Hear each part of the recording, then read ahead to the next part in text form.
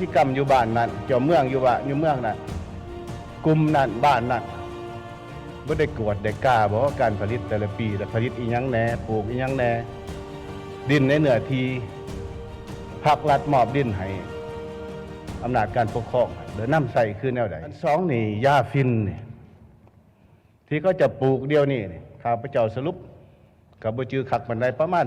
357เฮกตาร์ใน8แขวงภาคเหนือบ่ว่าบนอื่น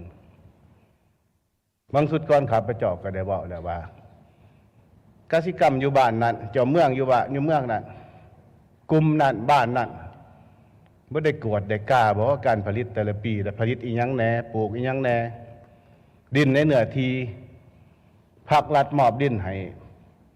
อำนาจการปกครองเดี๋ยวนำใส่คือแนวใด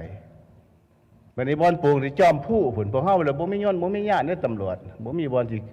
สิไปไดได้ก็ย่างไปฮอดพุ่นก็บ่ฮอด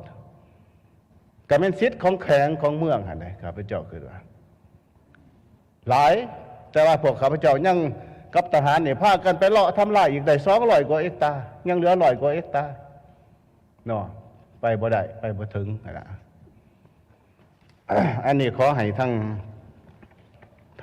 ทานผู้แทนนี่คนขัวสวยตื่มเบิงและเป็นยังพรรครัฐบาลจึงให้หันว่าเป็นวาระแห่งศาสตร์เอาตัวนี้มาตีราคาน้ำกันเบิงแก้ไขน้ำกันเบิงนะกำลังของพวกข้าพเจ้านี่ก็น้อยมันเป็นอันนั้นนะ